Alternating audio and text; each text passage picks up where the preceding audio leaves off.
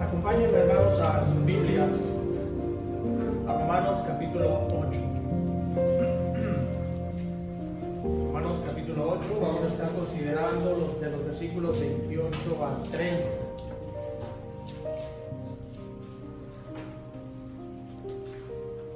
El tema que vamos a tratar en la predicación de esta mañana, que es lo que viene aquí en estos versículos, es un tema muy controversial dentro del cristianismo.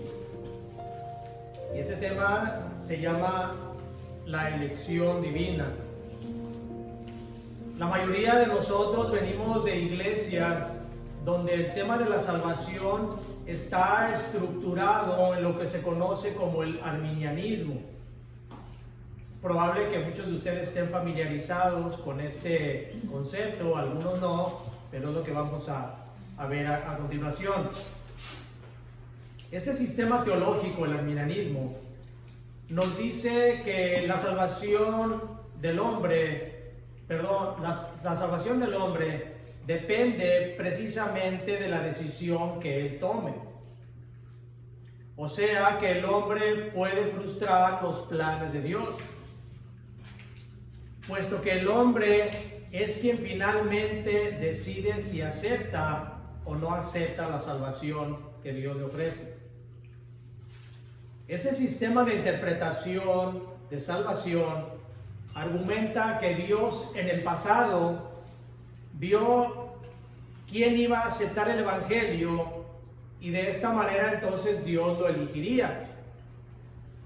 Esto, por supuesto, contradice algunos de los atributos de Dios, como son la omnisciencia, puesto que da a entender que Dios no ve todo, sino que tiene que esperar a ver si el hombre va a recibir el evangelio para entonces Dios elegirlo. También otra de los atributos que contradice esta doctrina es la soberanía de Dios, puesto que al esperar la respuesta del hombre, se está negando que es Dios quien decreta todas las cosas. Son únicamente dos atributos que mencionamos que se contradicen en este sistema de interpretación.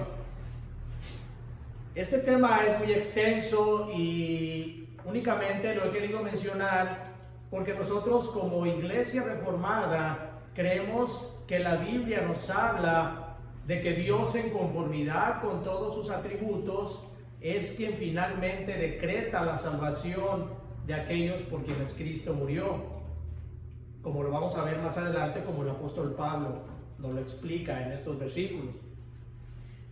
Y yo espero, hermanos, y lo digo en verdad con mucho respeto, que aquellos que creen en el arminianismo, el Espíritu Santo los convenza de que Dios es Dios y de que sus planes no pueden ser frustrados por las decisiones humanas. Yo sé que es difícil cambiar nuestras creencias, nuestras posiciones doctrinales, y esto debido a las enseñanzas que hemos recibido. De hecho, yo mismo vengo de ahí, de una enseñanza así. Y sí es difícil porque hemos sido saturados de doctrinas que al escudriñar bien las Escrituras nos damos cuenta que son doctrinas que no van de acuerdo a la Escritura. Pero yo estoy convencido de que cuando usted comprenda la doctrina de la elección, estará en una mejor condición para glorificar a Dios, que es para que lo que nosotros hemos sido salvados. Vamos a orar, hermano. Bendito Padre, queremos en esta mañana, Señor, poner ante ti esta predicación. En este tema, Señor, que aunque difícil de tratar, es fácil, Señor, de entender cuando comprendemos que para lo que nosotros hemos sido salvados es para glorificar tu nombre. Ayúdanos, Señor, a reconocer tu omnisciencia, tu soberanía, para poder comprender que todo lo que tú haces, Señor, lo has decretado desde antes de la fundación del mundo. Que para ti no hay nada, Señor, que te pueda mover, no hay nada que te pueda causar alguna sorpresa, Señor, porque tú eres todo sabiduría. Danos un corazón dispuesto a aprender y de esta manera, Señor, glorifiquemos tu bendito nombre. Te lo pedimos en el nombre de nuestro Señor y Salvador Jesucristo. Amén. Romanos capítulo 8, versículo 28 dice: y sabemos que a los que aman a Dios todas las cosas les ayudan a bien. Esto es, a los que conforme a su propósito son llamados. Porque a los que antes conoció, también los predestinó para que fuesen hechos conformes a la imagen de su Hijo, para que Él sea el primogénito entre muchos hermanos. Y a los que predestinó, a estos también llamó. Y a los que llamó, a estos también justificó. Y a los que justificó, a estos también glorificó. ¿Ha confiado usted alguna vez en alguna persona que no lo haya defraudado? Es difícil, ¿verdad? Somos humanos y por lo tanto todos defraudamos, cuando menos en alguna vez. En cierta ocasión escuché yo la historia de un niño que había quedado atrapado bajo los escombros de su salón de clases en una escuela primaria junto a otro compañerito de su salón en un terremoto. En determinado momento el compañerito le dice al niño, el protagonista de la historia, que está temeroso de lo que está sucediendo y comienza a llorar. Y el niño muy tranquilo le dice estas palabras: no llores, pronto nos van a venir a rescatar.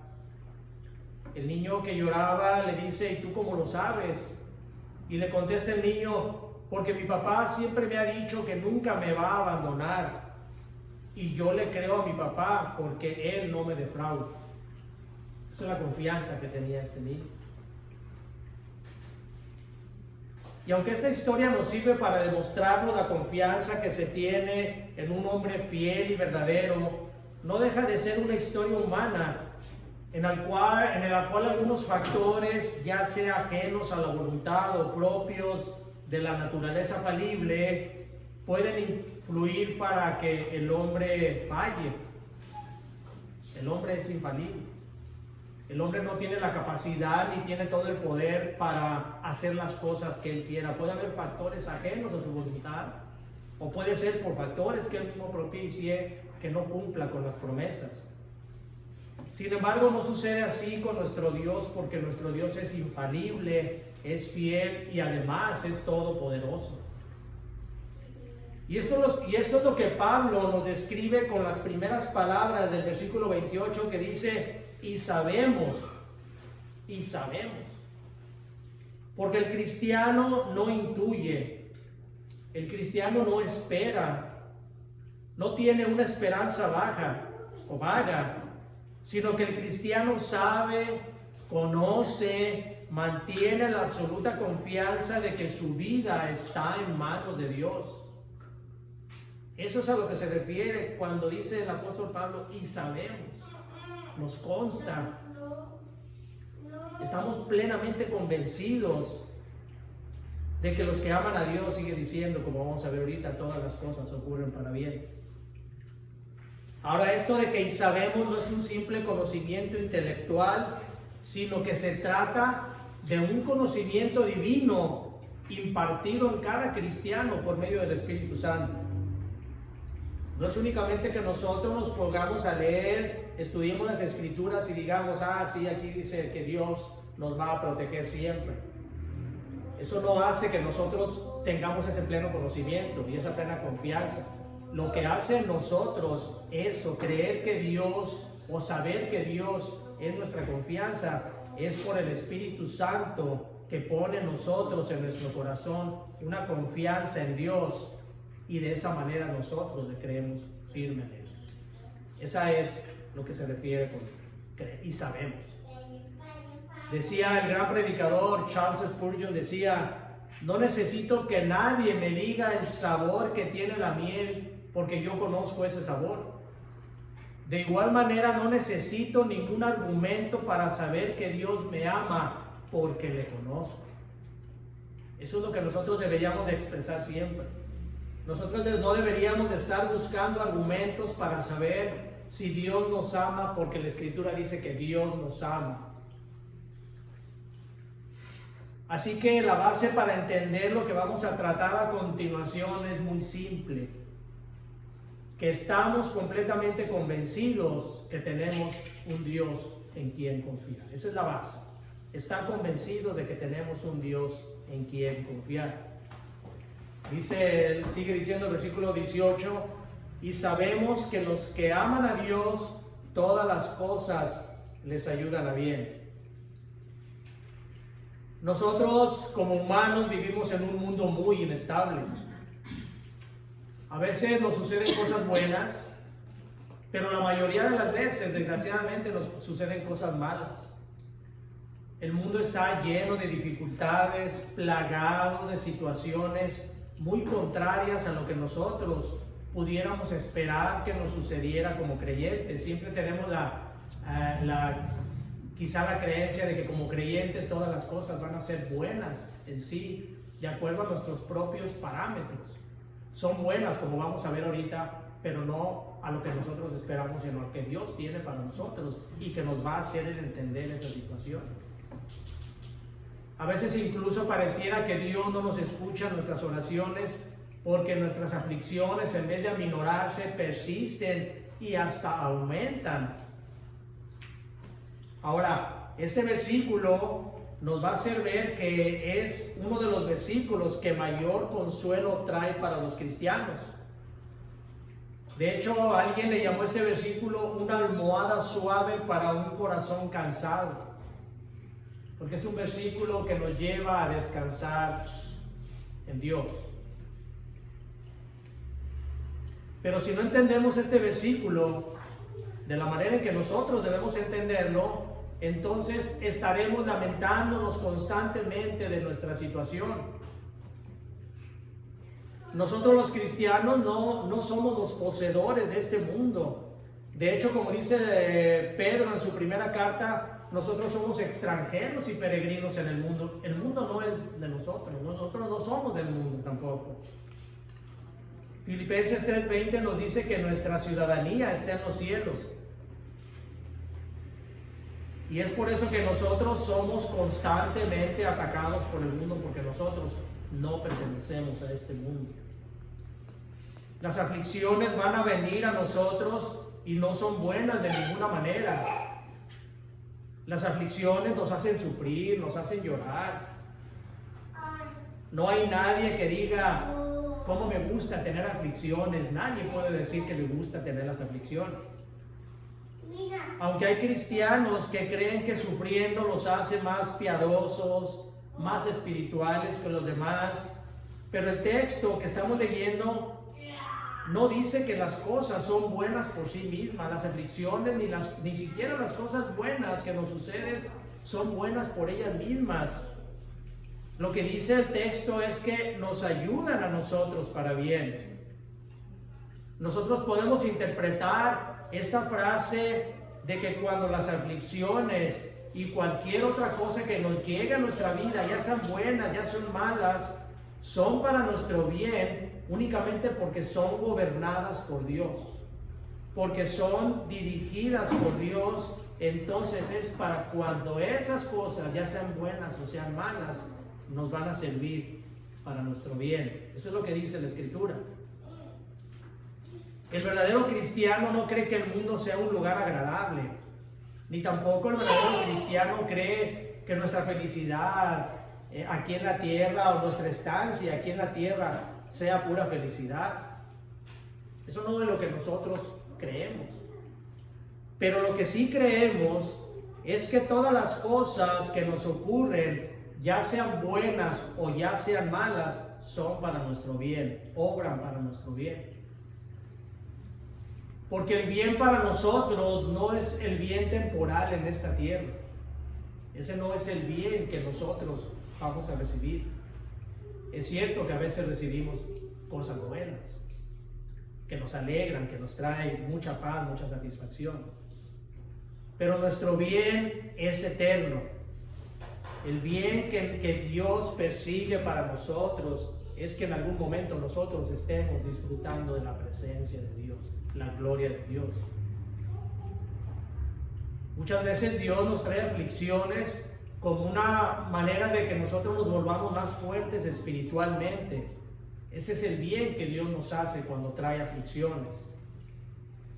Deuteronomio 8, capítulo 15 y 16 nos habla de cómo el Señor llevó a los israelitas a través del desierto y cómo Moisés les dice las siguientes palabras de Deuteronomio 8, 15 y 16. Dice: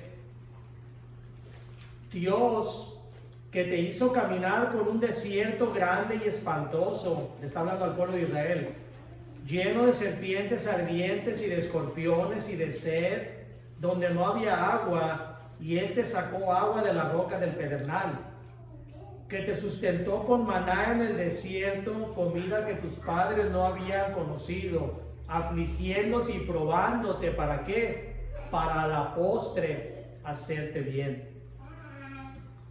Eso es lo que Dios utiliza muchas veces.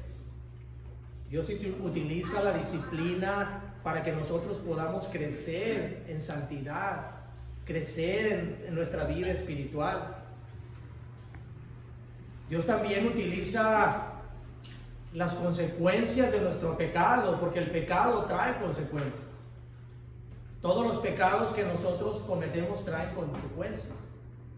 Sin embargo, esas consecuencias de nuestro pecado, Dios las utiliza para humillarnos y para enseñarnos a ver nuestra condición miserable e incapaz. Y de esa manera nosotros apreciemos la obra, mejor la obra que Cristo hizo por nosotros, lo cual nos lleva a un bien, a entregarnos a Él en sumisión a Cristo. Incluso Dios utiliza el pecado de otros en beneficio nuestro también, y para cumplir los planes que Dios tiene para nosotros. ¿Recuerdan el caso de José? Cómo sus hermanos lo venden a unos mercaderes. Estos mercaderes se lo llevan, lo venden a un general allá en Egipto.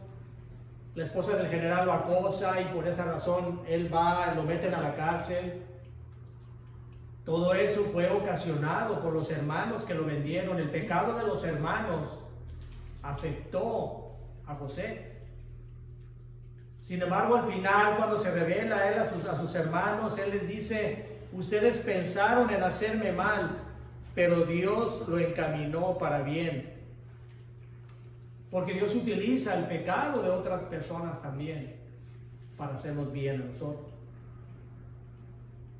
Ahora, esta verdad de que todas las cosas ayudan a bien es aplicada únicamente a los que aman a Dios, dice el versículo, y sabemos que los que aman a Dios, todas las cosas les ayudan a bien. Las cosas buenas y las cosas malas que le suceden al Hijo de Dios, a los cristianos, siempre van a obrar para nuestro bien. Ya sean buenas porque vienen de parte de Dios, ya sean malas porque vienen de parte de Dios. ¿Recuerdan cómo Job le dijo a su esposa cuando le dice, él reniega de Dios y muere, que él le dice: no hemos de recibir lo bueno, o hemos de recibir únicamente lo bueno y no lo malo de Dios? Job sabía que aún las cosas malas vienen de parte de Dios. Pero todas las cosas, ya sean buenas o sean malas, para el creyente siempre van a obrar para su beneficio, para los que aman a Dios. Y para los que no aman a Dios, aún las cosas buenas son para su perjuicio. Una persona que no ama a Dios puede estar recibiendo un buen trabajo, puede estar teniendo un buen negocio, pero todos esos beneficios que está recibiendo lo van a servir para apartarse más de Dios, porque Dios lo está dejando. Esas cosas buenas que a nosotros nos beneficiarían porque nosotros amamos a Dios, que no nos separarían de Dios. Para el incrédulo esas cosas lo van a perjudicar, las cosas buenas lo van a perjudicar para apartarlo de Dios. Porque únicamente un cristiano puede amar a Dios. Y aunque debido a nuestra naturaleza nosotros no seamos capaces de amar a Dios, como dice la Escritura, amarás al Señor tu Dios con todo tu corazón, con toda tu alma, con todas tus fuerzas, con toda tu mente. No somos nosotros capaces de amar a Dios así. El cristiano hace un compromiso de amor con Cristo porque se esfuerza en obedecer todo lo que la Escritura le demanda. Eso es en lo que consiste el amor a Dios. Juan capítulo 14 versículo 21 dice: el que tiene mis mandamientos y los guarda, ese es el que me ama. El que tiene mis mandamientos y los guarda, ese es el que me ama. No el que cree en Cristo únicamente. No el que dice creer en Cristo únicamente. Porque debe de haber una evidencia de que nosotros realmente hemos puesto nuestra fe en Cristo. Y ese es cumplir los mandamientos. Guardar los mandamientos.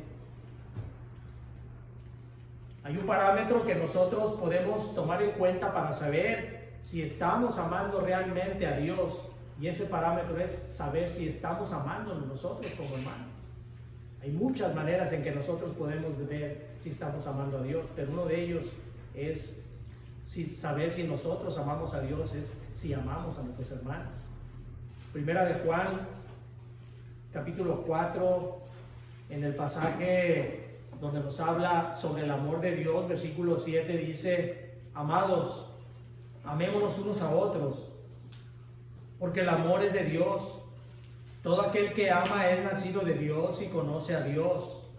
Aquí tenemos la palabra conoce a Dios, tiene una relación con Dios.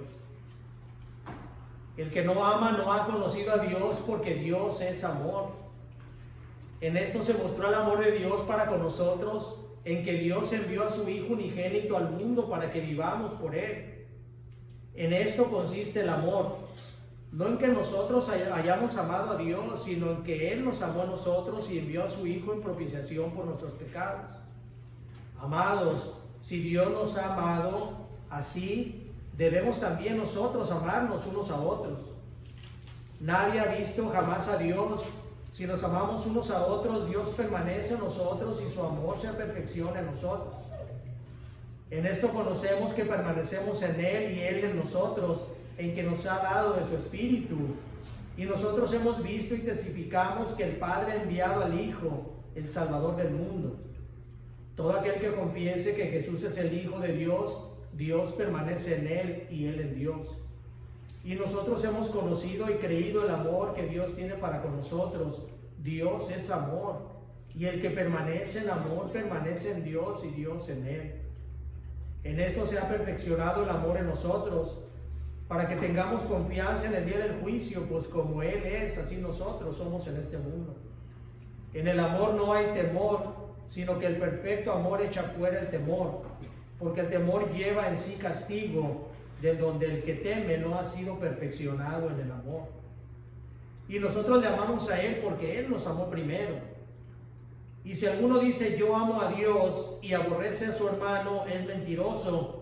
Pues el que no ama a su hermano a quien ha visto, ¿cómo puede amar a Dios a quien no ha visto? Y nosotros tenemos este mandamiento de Él: el que ama a Dios, ame también a su hermano. Todo aquel que cree que Jesús es el Cristo es nacido de Dios, y todo aquel que ama al que engendró, ama también al que ha sido engendrado. En esto conocemos que amamos a los hijos de Dios, cuando amamos a Dios y guardamos sus mandamientos. Pues este es el amor de Dios, que guardemos sus mandamientos, y sus mandamientos no son gravosos. Porque todo lo que es nacido de Dios vence al mundo, y esta es la victoria que ha vencido al mundo, nuestra fe. ¿Quién es el que vence al mundo, sino el que cree que Jesús es el Hijo de Dios? El amor a Dios, hermanos, de acuerdo a este pasaje, está directamente relacionado con el amor que tengamos a nuestros hermanos. Ahí se refleja si realmente, como dice aquí, Si no amas a tu hermano, a quien ves, ¿cómo dices que amas a Dios a quien ves? El tal es un mentiroso, dice aquí. Por lo tanto, todo aquel a quien todas las cosas le ayudan para bien es el que ama a Dios. Y si nosotros amamos a Dios, es porque nosotros hemos sido llamados, regresen a su pasaje de Romanos, es porque nosotros hemos sido llamados con un propósito. Y los propósitos del Señor no pueden ser frustrados. Ahora, ¿cuál es ese propósito para el cual fuimos llamados? Dice el versículo 29, dice, porque a los que antes conoció, también los predestinó para que fuesen hechos conforme a la imagen de su Hijo, para que sea el primogénito entre muchos hermanos. Nosotros hemos sido llamados para conformarnos, para ser conformados a la imagen de Cristo. Ahora este versículo dice que Dios nos conoció, dice a los que antes conoció. Y aquí, hermanos, el apóstol Pablo ya nos está introduciendo en el tema de la elección. Cuando la Escritura nos habla de que Dios nos conoce, nos está hablando no de que Dios sabe de nuestra existencia, nos está hablando de que tenemos una relación de amor con Dios, de que Dios tiene en nosotros una relación de amor selectivo. Eso se refiere con conocer. En el libro de Amós, el profeta da a conocer al pueblo de Israel las palabras que Jehová le dice así: a ustedes, dice Jehová, solamente he conocido de todas las familias de la tierra, por tanto os castigaré de todas vuestras maldades. Ahora la pregunta es, ¿acaso Jehová no conocía más familias de la tierra? ¿Acaso Jehová únicamente conocía al pueblo de Israel? No, ¿verdad? Lo que implica las palabras de conocer a Dios es que Dios tenía un amor especial por Israel. Eso es conocer. Eso es a lo que se refiere Dios con conocer, a un amor específico por alguien. Dios dice que tenía un amor especial por Israel, por eso lo conocía. Eso es lo que se refiere con conocer. Y por eso las palabras aquí de Amós nos dice: los voy a castigar por sus maldades. ¿Por qué? Por esa relación de amor que tenía con él, por eso los estaba disciplinando, para hacerles un bien. Así como un padre disciplina a su hijo porque lo ama, así también Jehová disciplinaba a Israel porque lo amaba, porque lo conocía. En Mateo 7:21, el Señor Jesucristo, al confrontar a aquellos falsos discípulos que se jactaban de hacer obras en su nombre, que lo hacían únicamente de manera hipócrita, les dice: apartaos de mí, nunca os conocí, hacedores de maldad. ¿No los conocía Cristo? Claro que los conocía, pero no eran de sus ovejas. No tenía un amor selectivo, no tenía la elección sobre ellos. A eso se refiere Cristo cuando dijo: no los conocía, apártense de mí, nunca los conocí, hacedores de maldad. El versículo 29, cuando dice porque los que antes conoció, nos está hablando en tiempo pasado. El mismo tiempo que es utilizado en Amós como he conocido, y en Mateo nunca os conocí, en tiempo pasado, todos ellos en tiempo pasado, es porque el amor de Dios, el amor selectivo de Dios hacia aquellos que Él eligió, se llevó a cabo desde antes de la fundación del mundo. Por eso se habla en pasado, a los que antes conoció. Por eso habla Él en pasado. Efesios 1:4 dice: según nos escogió en Él antes de la fundación del mundo. La palabra escoger, todos conocemos la palabra escoger. Nosotros, por ejemplo, vamos al mercado, vamos a comprar tomates, vamos y escogemos unos tomates y los demás tomates los dejamos. Eso es escoger. Ahora usted, hermana, va al centro comercial, ve un vestido y los demás los deja. Bueno, espero que los demás los dejen, no compren muchos. ¿qué hizo usted en ese momento? De entre todos los vestidos de la tienda, uno le gustó. Pudiera decirse, se enamoró de ese vestido. Es un amor selectivo, se enamora de ese vestido. Ese vestido lo escoge, lo toma y se lo lleva. Eso es que usted escogió a ese vestido. Así, de esa misma manera, con esta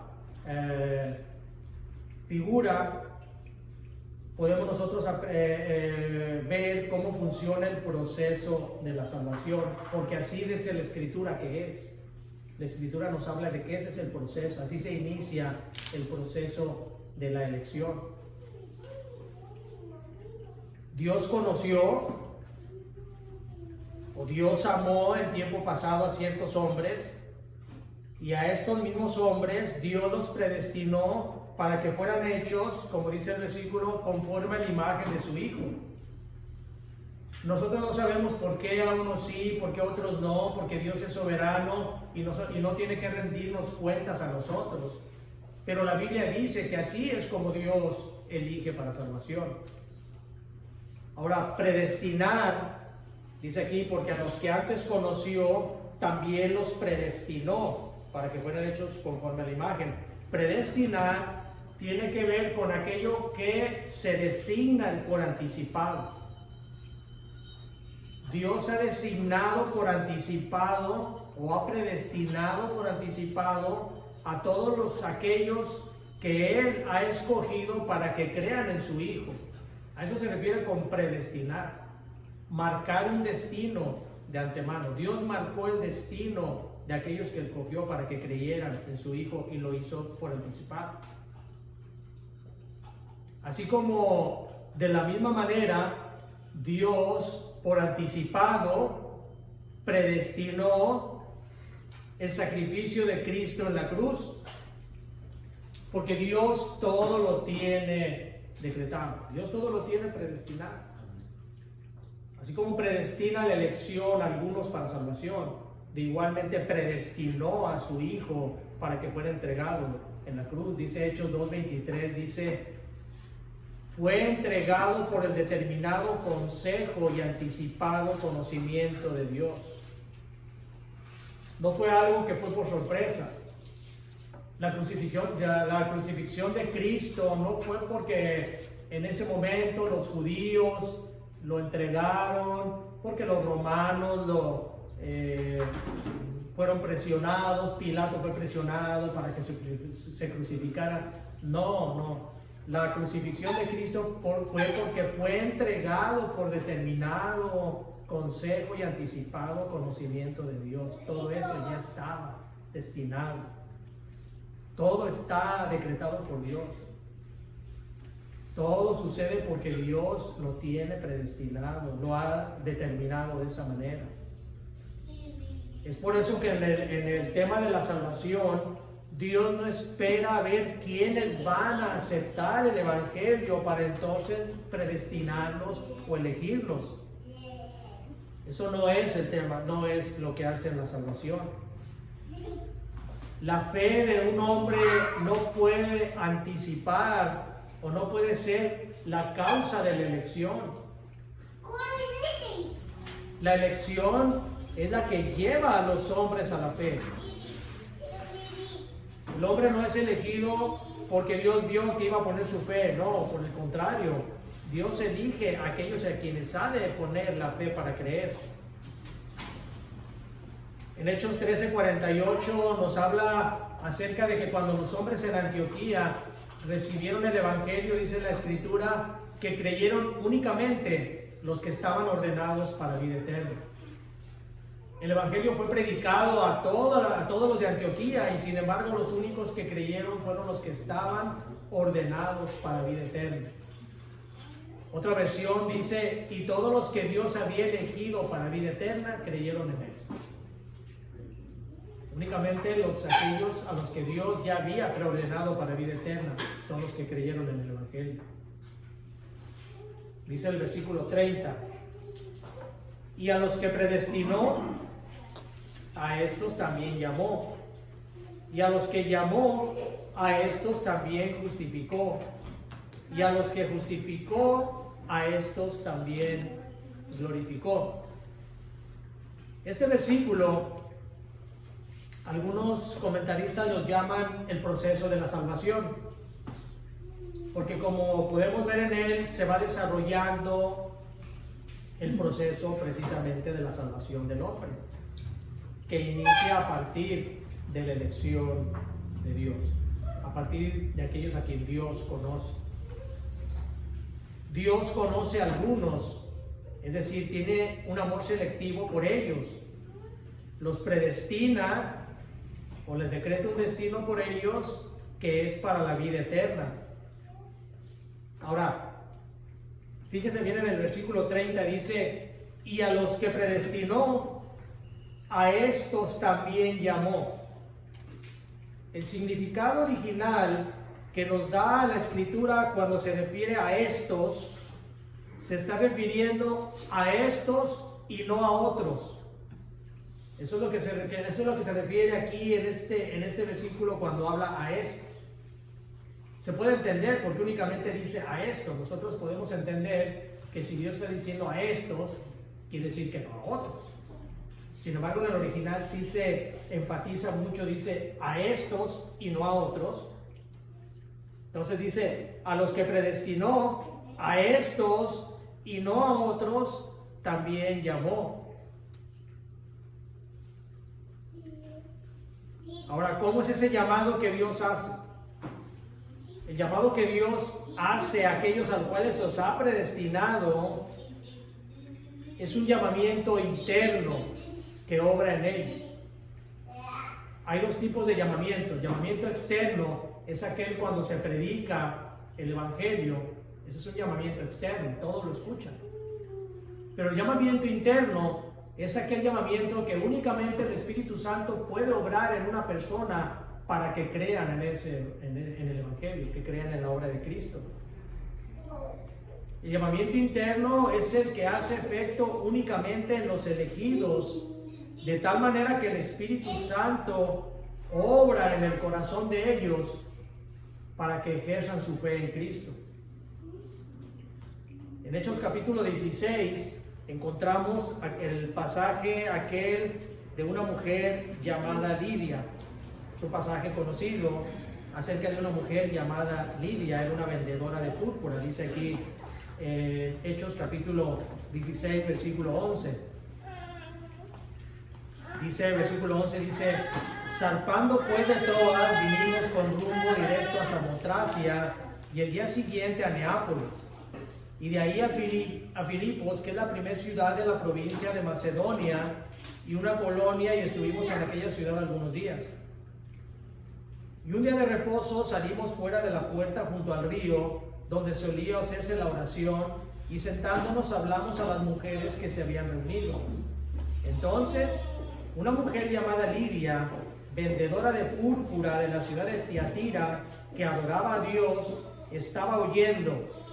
Y dice el versículo, dice, y el Señor abrió el corazón de ella para que estuviese atenta a lo que Pablo decía. No nos habla acerca de que el corazón de que Dios abrió el corazón de las demás mujeres que estaban ahí. Únicamente nos dice que Dios abrió el corazón de ella para que estuviera atenta a lo que Pablo decía. Y esto que abrió el corazón para que estuviera atenta se refería a que abrió el corazón para que el Espíritu Santo obrara una obra en ella y pudiera tener fe. Efesios capítulo 2 versículo 8 nos habla acerca de la fe, de que nosotros somos salvos por medio de la fe. Dice, y esto no es de nosotros no podemos ejercer fe. Dice, es un don de Dios. La fe es un don que nosotros recibimos de Dios. Nadie puede decir, es que yo tengo fe, si no ha sido regenerada por el Espíritu Santo. Se habla mucho de fe, incluso en personas que no conocen de la Escritura. Es que yo tengo fe, ¿en qué base esto? Incluso hablan de Dios, es que yo tengo fe en que Dios me va a ayudar a esto. Pero eso no es la fe que se refiere aquí para salvación. Es una esperanza que a lo mejor tienen de que puede suceder algo bueno. Pero la fe para salvación no la podemos ejercer nosotros. La fe para salvación se da por medio del Espíritu Santo a aquella persona que escucha el Evangelio, que le abre el corazón para que pueda recibirlo. Ese es el llamado interno que Dios hace a los elegidos. Dice, sigue diciendo, dice, y a los que predestinó, a estos también llamó. Y a los que llamó, a estos también justificó. La justificación es el acto por el cual el creyente es declarado justo. Esa es la justificación. Y no es declarado justo por las obras que haga, es declarado justo por la fe puesta en Cristo. De hecho, este tema ya lo hemos tratado en los primeros 7 capítulos de la carta a los Romanos. Se enfoca precisamente en el tema de la justificación por la fe. Nosotros entendemos que la justificación es cuando el hombre pone su fe en Cristo y es por ello que él se declara justo, no por las obras de él, sino por lo que Cristo hizo en la cruz por él. Dice el versículo, dice, y a los que predestinó, a estos también llamó. Se digan cómo va el proceso de la salvación. Primeramente dice, a los que conoció. Dios conoce, Dios tiene un amor selectivo por unos. A estos que conoce, los predestina para vida eterna. A estos que ama, a las ovejas que va a entregar a Cristo. A estos que predestina, los llama para que conozcan, para que crean en ello. Y a estos que llama, los justifica. ¿Y cuál es el último punto de la salvación? Es la glorificación. Dice, y a los que justificó, a estos también glorificó. Este es el fin último del creyente en el proceso de su salvación, es la glorificación. Esto quiere decir que en la glorificación todos nuestros pecados se van a erradicar. Nuestra vida de pecado va a ser erradicada. Nuestro cuerpo va a ser transformado a una manera perfecta. Vamos a ser transformados a la imagen de Cristo. Al escribir Pablo este verbo en tiempo pasado, también nos está hablando de la seguridad que el creyente tiene de ser glorificado. Está en tiempo pasado, porque aun cuando no suceda, nosotros ya estamos seguros de nuestra glorificación. Dice aquí, a estos también glorificó, no dice los va a glorificar. ¿Por qué? Porque ya decretó el Señor, ya Dios decretó nuestra glorificación en este proceso de la salvación. Nuestra salvación ya ha sido predestinada, ya ha sido preordenada de antemano. Nosotros ya vamos a ser glorificados porque ese es el resultado del proceso de la salvación. Ninguno que haya sido ordenado, ninguno que haya sido justificado se va a perder de la glorificación, porque la salvación no se puede perder. No hay nada que nosotros o que hagamos nosotros para perder la salvación cuando Cristo ya nos va a otorgar. Él mismo dijo, ninguna de las ovejas que me fueron entregadas por mi Padre se van a perder. Esa es para nosotros, debe de ser un motivo de gozo. Nosotros hemos sido predestinados para ser hechos conforme a la imagen de Cristo, como dice el versículo 29. Algún día seremos glorificados, seremos transformados a esa imagen y entonces veremos lo que tanto anhelamos, que es la gloria de Dios. Esa es la seguridad que debe de tener cada creyente. Ahora, tenemos que hacernos una pregunta. ¿Está usted seguro de su salvación? No importa si usted entienda lo que es, si ha sido elegido o no ha sido elegido. Esa no es la pregunta. La pregunta es si usted está seguro de su salvación. Y con esto no me refiero a que la salvación la pueda perder, porque la salvación, como ya les dije, no se puede perder una vez que ha sido otorgada. Lo que me estoy refiriendo es que qué tanto usted da evidencia de que ha recibido esa salvación. Como dice la Escritura, aquel que ama a Dios es el que ama sus mandamientos. ¿Está usted caminando buscando la justicia de Cristo? ¿Obedece sus mandamientos?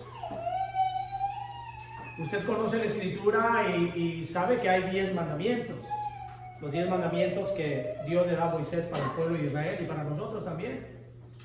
Pero no son los únicos mandamientos a los cuales nosotros debemos de obedecer en nuestro caminar con Cristo.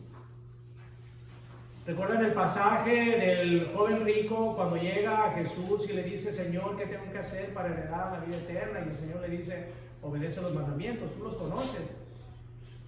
Y el joven rico le dice: yo he cumplido con todo ello desde mi juventud. Y el Señor le dice: vende todo lo que tienes y sigue. Hay mandamientos, hermanos, que nosotros descuidamos, porque creemos que los únicos mandamientos que estamos cumpliendo son aquellos de no robarás, no matarás, no mentirás.